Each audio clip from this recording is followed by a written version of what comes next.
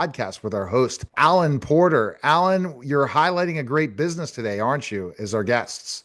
Absolutely. I've known these gentlemen for almost 2 years now, and they show you how to build a business. And Al, the older, the good looking one, he's done this before and he's made a tremendous amount of money. He wants to show people how to do this.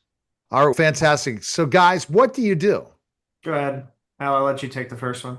Let me take the first one. If you ask me, what I do is I mentor entrepreneurs. As a 23-year-old kid, somebody approached me and said, would you like to make more money as I'm working in manufacturing, making $30,000 a year? And I said, frankly, who the heck wouldn't?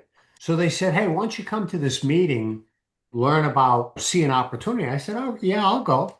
And they talked about things that were over my head in the financial service world. But what I heard was we show people how to get more for less.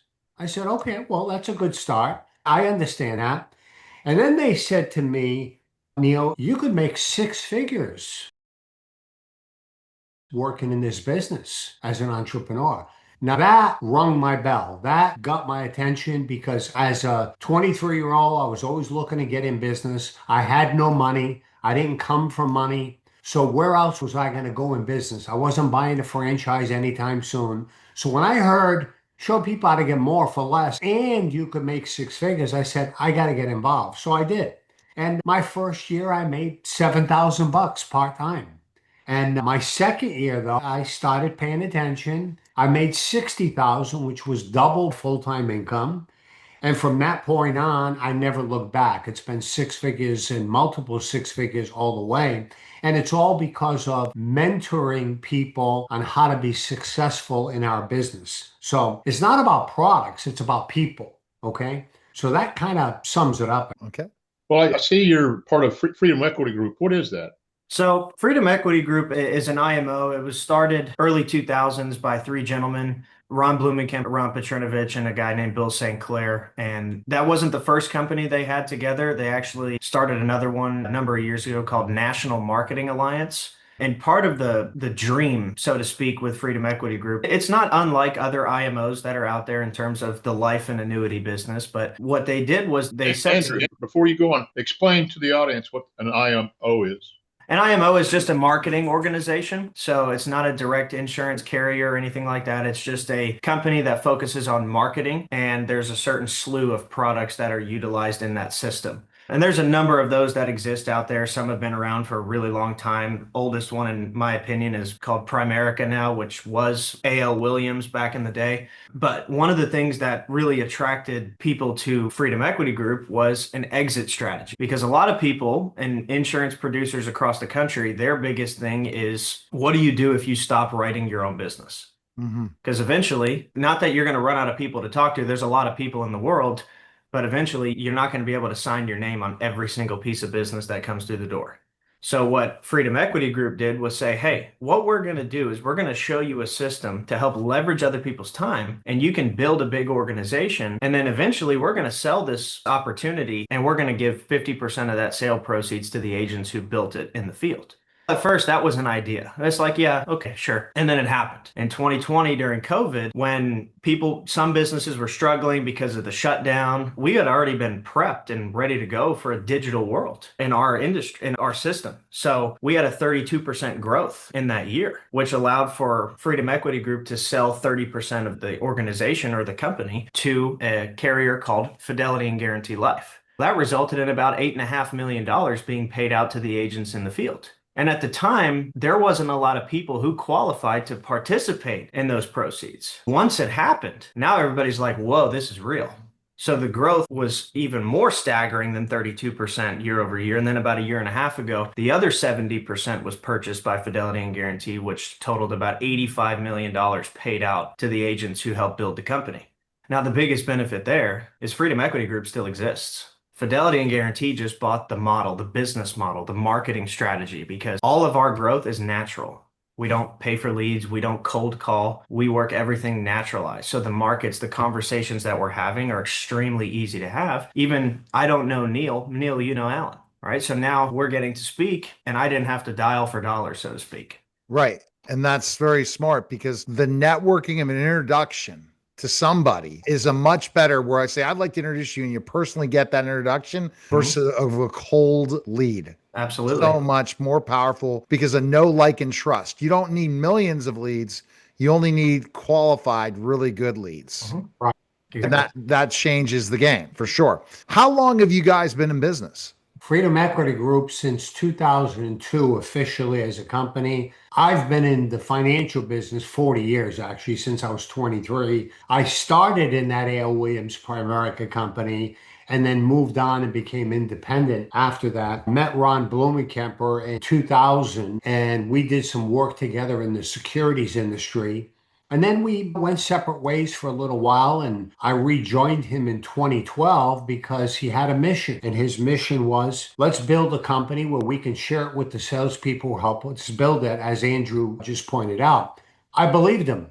Now, at the time, I lived in Rhode Island. And he said, Al, do you realize the business you're building in Rhode Island, you can fit Rhode Island in Houston 6.5 times. Once you move to Texas, and I thought about it and I said, make me an offer. And he did, and it was perfect.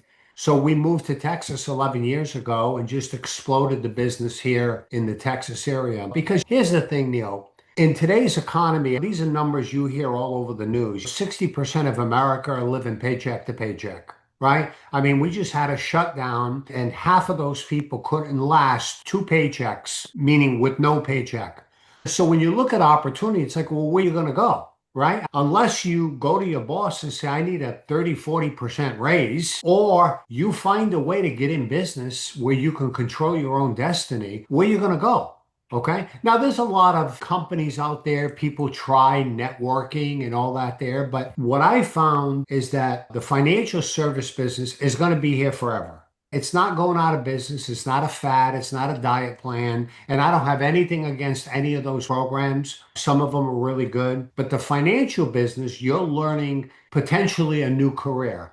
And the beauty of what we do is we let you start part-time. Neil, if I were talking to you and you said, geez, I really could use some extra money. Okay, Neil, work with me. Let me show you how this works. People I don't know.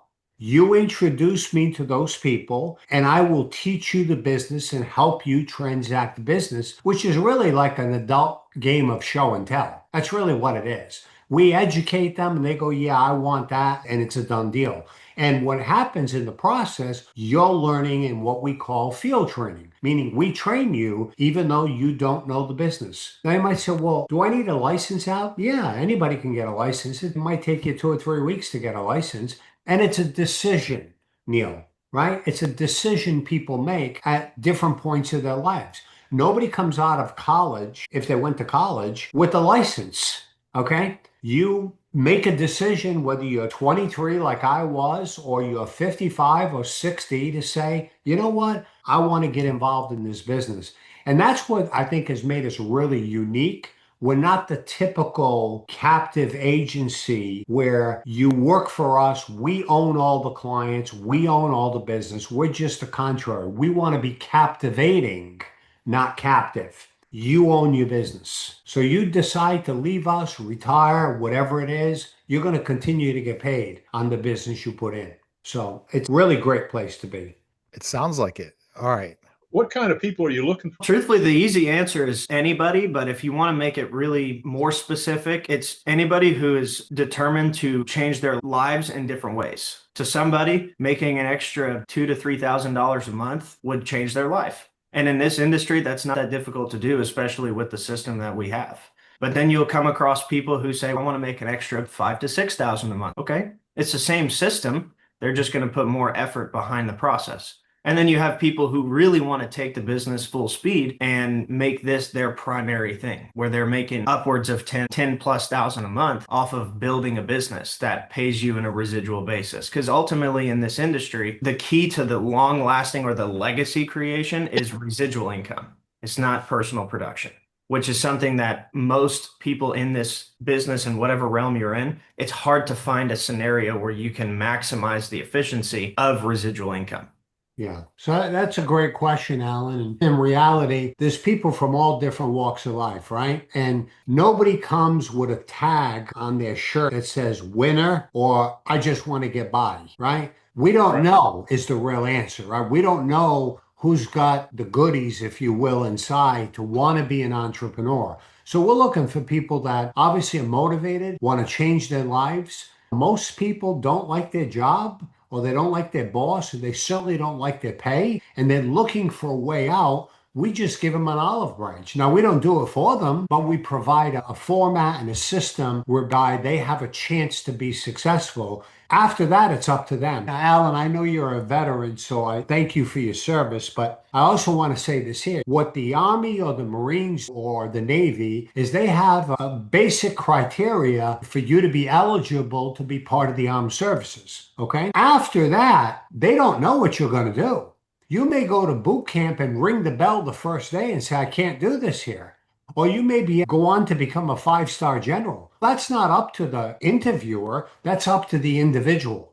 Correct. And we run our business the same way. We don't push ropes. We lead them to where they could be successful. But it's up to them to say, yeah, I really want this. I really want to change my life.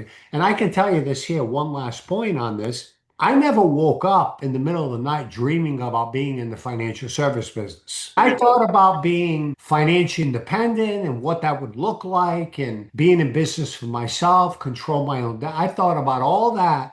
Not once did financial services come in the picture, but then I was introduced to a concept that made sense, and it seemed simple, and it seemed like an avenue for me and literally hundreds of other people that I've talked to over the years that have joined me in this mission. Yeah. So like I said, it's a great place to be. So how much can someone earn? You've gone deeper into that already, but how much can someone earn? And just deeper, what somebody, based on if they want to do this part-time, full-time, it just all depends. That's great. Andrew, let me take this one. First of all, you can make whatever you want to make. Part-time, if you said, look, I can put in 8 or 10 hours a week, you can easily make $2,000 or $3,000 a month part-time once you're trained. And that may be enough for you to put your kids in private schools, take adequate vacation, fund your retirement that you don't have right now, pay off bills, whatever. Years ago, I met a guy that said, look, remember back in the day, and Neil, you're probably a lot younger than I am, but you used to have those big box TVs. Now you can buy a flat screen TV for $300. I remember the box TV. I'm 52. I'll be 53, but I remember the box TV. I had this big box TV in my house, but I had one guy say to me one time, all I want to do is make enough money to buy a big screen TV. I said, well, how much money do you think you need to do that? He said, for what I want, probably about 20,000. As would have it, when he made 20,000, he quit. Oh my God. He bought his TV. That's what he wanted. Okay. I know it sounds like a ridiculous story, but it's true. But then there are people that get involved part-time like I did. And I was a pretty aggressive young guy at 23. And then my second year, I made more. I doubled my full-time income. And I'm like, what am I doing? I ought to put more time into my part-time business. And that's what I did, and never looked back. So there are people who say, you know what? I really want to make this happen. I want to make $200,000 or $300,000 a year. I got no chance of doing that at my present job. I don't have the skill set. Let's face it, unless you're maybe an anesthesiologist, a specialized surgeon, where are you going to make $200,000, $300,000, $400,000 a year? Okay. The answer is almost no place, especially whether you have an education or not, right? That's a whole nother conversation, but it just varies because people's aspirations change over time. They may put their toe in the water at first, start learning the business, and then say, you know what? I could really do this. I really like what I'm doing here. And before you know it, they're making $10,000, $15,000, $20,000 a month. I know it sounds like a lot of money, but it's not hype. It's real. Mm-hmm. What makes you guys different within the industry? I think one of the biggest things, in my opinion, is it's easy to pepper the country with high contracts because it's a multi-trillion-dollar industry. There is plenty of money to be made. So you can call carriers and get street level contracts, which are usually 90+%. Sometimes they're as high as like 100 and 105% contracts on certain products. But all that company will do is say, okay, here's your contract, go write business. And you're back in the same scenario. Yep. Where, oh, I did really well. I wrote, I don't know, 100 policies last year. That's fantastic. Guess what you have to do next year? You have to write another 100. So yeah, if you work your referral market adequately, that's not really a challenge. But the thing is, the spigot can turn off when you stop. Yep. So what makes us different is, do we have the highest contracts in the world? No. But our system is designed for people to replicate their efforts into other people. So that way, eventually, you don't have to write business. For example, the highest earner in our organization last year, he made about 18 million. He hasn't wrote a policy in 15 years. That's the dream. That's the dream. Now, Yeah. 18 million isn't extravagant, but there's 25 people make $1 million Yeah. in 12 months. We have a number of people make over 100,000. And that's because of our system. And as Andrew alluded to, because when you look an agency, Alan, they're not geared for agency building. No. They're geared for, like Andrew said, go write business. They don't help you do that. We have a system. And when you asked me early on, Neil, I said, I mentor people. That's exactly what I'm talking about. Most people in our industry are dressed up with no place to go. Yep. They've got the knowledge, they got the license, but they can't make any money because they don't have the lead system. You really don't. What you need is the motivation and understanding that if I attract you to say, yeah, I'd like to do this with people that I don't know, by virtue of me helping you, I help myself, right? And I have a natural lead source instead of a cold lead source that they don't know me. There's no trust there. So it's always a kind of a fight, so to speak, you know? Now, there are a lot of people that just go out there and produce business, and there's nothing wrong with that. You just got to do it every year. I didn't want to do it that way. So I've been fortunate to have a six-figure income for my entire career and multiple at one point. And now I haven't written personal business. I think I've done 3 or 4 cases in the last 10 years, but I still make well over 6 figures every year because of the agency that I built and mentoring of other people in the business. Such a good point. So you mentioned earlier that the system allowed you to grow at extreme rates. Why is it different than any other organizations that also grow? I think there's levels to that because you could consider growth in different avenues. You could consider growth, I made $5 more than I did last year. But where we look at it is our business focuses on growth with people because we don't really sell anything. So when we get on a presentation, whether it's for a potential new person to work with us or somebody who knows they just want to look at what we're doing and not really consider joining us, we're not selling, we're just educating. We're saying, hey, look, the vast majority of people in the world have this. Wouldn't you rather have this, which gives you all of this extra stuff and you don't spend any more money? By the end of the call, they're like, I need to do that. I didn't sell them anything. I just showed you, hey, this is the alternative that has existed for a very long time. And one of the guys we work with, he does really well with his opportunity meetings that he hosts weekly. And one of the things that he says a lot is it's backed up by 100-year-old IRS code. It is. The program itself has not been around 100 years, but the code that allows for it to happen has been around 100 years. For example, Walt Disney, when he started Disney, he went to a few different banks and said, I need X amount of money in the loan. And they all said no. He used the program that we educate people on to start Disney. I think that was a pretty good decision. It's pretty profitable now. So that really is the reason for the growth. One, our system is simple. It's 3 steps and we don't sell. We just teach. Yeah. And by us teaching, people go, I really need to do that because it's not always about making money. Yes, we don't work for free, but we're doing good things for people.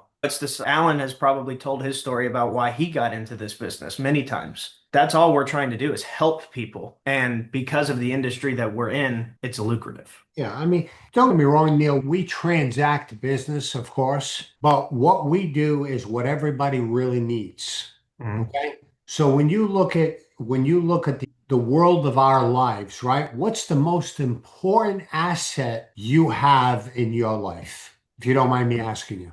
The most important asset in my life, family. Okay. Yeah. Okay. Financial standpoint, people say my boat or my house, my home or whatever, or or car, maybe. But the truth is, your most important asset is your income because your income is what provides all those other things. Without income, none of those other things exist. Now, when I say that, sometimes people say, does that mean insurance, like life insurance? Well, yeah, if you're thinking you might die young, yeah. Okay. Should people own life insurance? Of course they should. You never know if you're going to die prematurely. But the fact is, most people won't die prematurely. What we market is just the opposite. We're saying, what if you got sick? What if you got a heart attack, stroke, cancer, but you didn't die? Does the life insurance really help you? No, not unless you die. You got to fully commit to a life insurance plan for it to pay. But what we do is we talk to people about living benefits. Nobody's exempt from illness. Kids get juvenile diabetes, kids get cancer, people have heart attacks, women get breast cancer, guys get prostate cancer. People, it's all around us, right? And those we provide benefits for. And I know maybe this isn't a direct answer to your question, but I think it's important for you to know. Like I was talking to a buddy of mine the other day. I just called to say hello because it looked like he lost some weight. I hadn't talked to him in a while. He says, "Yeah, I have. I lost 100 pounds." I said, "Oh, was that by design?" He said, "No, I had a stroke." Now he can't work. He had to take his Social Security early. He's only getting about 3,000 a month. And he forgot that he had living benefits from what we talked about 10 or 12 years ago. He didn't realize he had a $250,000 policy, and he's probably going to get a check for about 200,000. I pretty near changed his whole retirement life by calling him. Yeah. So that's the value that we do now. You couple that with opportunity. Are you getting that piece? You got something that everybody needs, and we got an opportunity that will pay you as much money as you're willing to work for to get it together. That's why we grow 30, 40% a year. Okay. Or have been. Yeah. It's a great concept, but why isn't it used in other places? Why is the concept of our growth model not used in other places? Good question. Mostly because, and this is, I'm going to throw a little bit of an opinion on here, and I think it's because in some cases it's not as lucrative for the top end of the organization to do it that way. I was talking to a guy that had some interest in our business, and he was a little skeptical on the exit strategy portion because he was a part of another organization that got sold for really big money, and he hit all the bogeys he was supposed to hit to participate, and he got a check for $256, and it sold for north of 400 million. Yeah. So part of it is Ron Blumenkemper, who I mentioned earlier. He says this a lot on when he's on a call. He says, "How many people do you know have sold a business for $80 million, let alone give away $80 million?" So that is a concept that people don't adopt because it's expensive to adopt. And you really have to put the work in to build an organization to a point that it's valuable enough to get a large multiple in terms of a sale, and then be willing to give some of it away. Or in our case, give half of it away. Yeah. Now, you don't have to give it away, but I'll tell you what, it's a lot more attractive if you do. People like working for equity, and they don't have to buy the equity, they earn the equity. Okay. Just to add to that, there's the reason why, Alan, not everybody gets this. They say, I could get a 120% contract. Okay.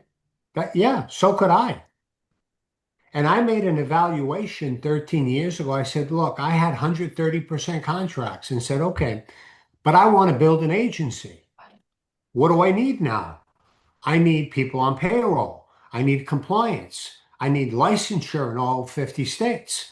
I need to be able to provide support for those people. I evaluated that had to be at least 20 or 30 points. FEG pays 115 points to the field all in. So to me, it made more sense not to have all that compliance support because the company does that, meaning FEG does that. So I could focus on what I need to focus on, which is building a business. Okay. So people think contract, but how does that translate to dollars? This may sound a little harsh, but sometimes people say, man, I got a 120% contract. Okay. How much money did you make last year? Well, I made $30,000. So what'd the contract do for you? It's not contracts that make you money. It's systems. that allow you to multiply your business that makes you money. Mhm. Okay. And that's what we've done in the financial service world. So why do people say no? Great question. Truthfully, in my humble opinion, it's because they don't believe they can do it. They see it and they see something that requires a license and they've never done anything like this before. Maybe they're an engineer or maybe they're a janitor and they don't think they can do it. So rather than try, people are like water. They take the route of least resistance. Okay. Then there are people that say yes, but then they don't do anything or they don't move on their action, kind of like New Year's resolutions, right? How many people make a resolution, say, oh, yeah, I'm going to go to the gym. And by the 7th of the month, they no longer go to the gym. Mhm. Okay. But that's good news, Neil. Okay. Yeah.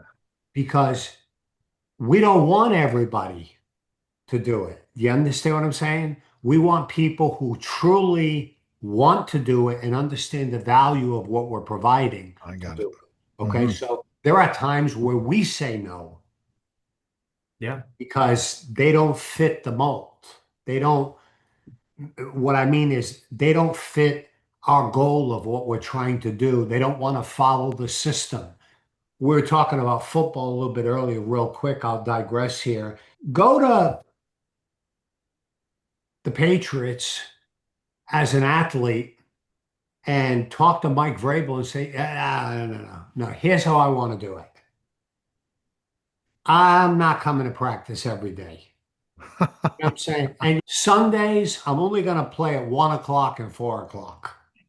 I'm not playing Thursday nights.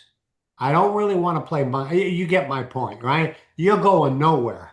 Okay. I don't care how good of an athlete you are. If you can't follow a system with leadership, it's not going to work and it's going to hurt the organization. So Definitely. that's the same way it is with us. So it's real simple. We brought a team concept, if you will, into the financial services world. Totally. Al, I got one last question for you. I've always been told your net worth is going to be your 5 closest friends. You've become a friend of mine, and I like to hang around successful people. And when you told me about this concept and what you accomplished with that buyout, explain a little bit more about that buyout. How long did it take to get that buyout going? Okay, good question. When I first joined Ron Blumenkipper in 2012, he told me, look, here's what we're going to do. We're going to build a company like we did prior to. I wasn't part of his prior company. He said, and we're going to share 50% with the field. I believed him. I believed him because when Ron Blumenkemper, he's a man of the people. He understands. He's been in the trenches for years, so he knows who drives the bus. You follow me? And it's not the corporate office. It's the people out in the field. Because of that, I believed him. And because of that, I moved to Texas. Now, this is in 2012. We moved here in 2014. The first equity piece was paid out in 2020, COVID year. December that year, Ron Blumenkemper decided to sell 30% of the company. He could have waited, but he felt that he needed to put some money in people's hands that have been working with him for the past, whatever, 8 or 10 years. So he sold 30% of it for 15 million, shared or 16 million, shared a little over 8 million with the field. About 135 of us or 140 of us got checks, okay, myself included. And I happened to get, I think I was number 5 in the company, so I got a pretty sizable check. Well, now everybody got fired up because now it became real. See, the concept of equity was just in the ether, but when it paid out, everybody went, wait a minute, I don't want to miss this thing. So the next 4 years, we grew at about 30 to 35% per year from that point. And then when Fidelity and Guarantee, owned by BlackRock, bought the rest of the 70%, they paid out 140 million. of which 70 million went to the field. So it didn't really take that long. Okay. Now we have an opportunity now to do it even quicker than that because the appetite is to build something that does about 20 million in value. We actually did that last final year, like 65 million. Okay. But this equity, what our plan is, Alan, is every 2.5 to 3 years, we're going to have an equity play for people that help us build it and people that we can help get to at least 50,000 a year in income, which is not hard to do in this business. If you'll listen and just take to a little coaching, let us show you what you need to do, then we get out of the way, you run with it as far as you want. But so I believe in the next 2 to 3 years, Alan, we're going to have another sizable payday that's going to go to our organization working together with Ron Blumenkemper.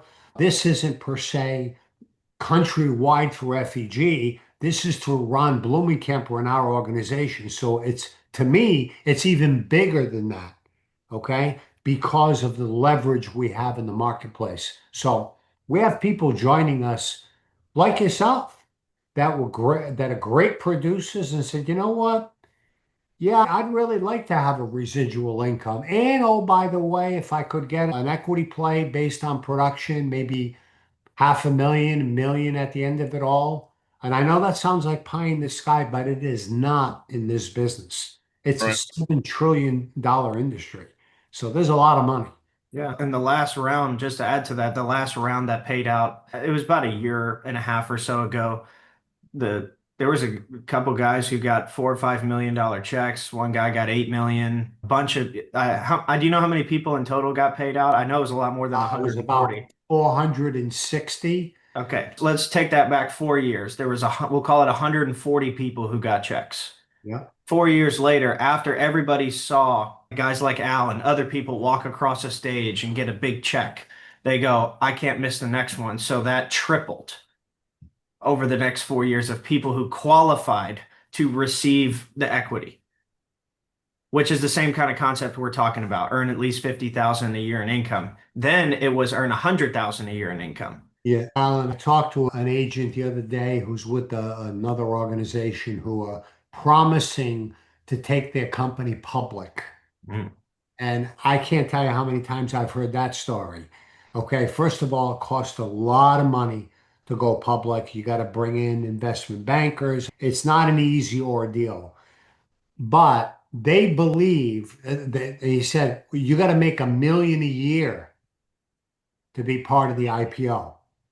Now, okay, now think about that for a second. And they think they're going to have 1,000 people do that. I can tell you, we had 460 that earned 100,000 or more.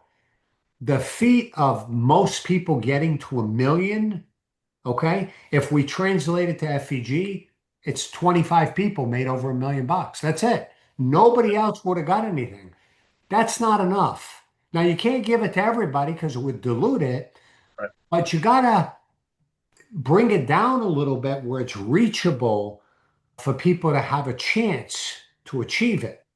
And that's why I think we've got we're the cat's meow right now. That doesn't mean everybody's going to join us, but we've got the right story with the right company backing. Look, is there anybody bigger than BlackRock as far as Everything. they're Yeah. in the chain at the top somewhere? They own a company called Peak, which is where F&G comes into play. And I won't get into the weeds on that, but it's a big deal. It's a very big deal. Well, thanks, All right. guys. Best place Appreciate people it. can find information on this opportunity. Where can they go? Oh, You can There's- go Go ahead. You can Go ahead, Andrew.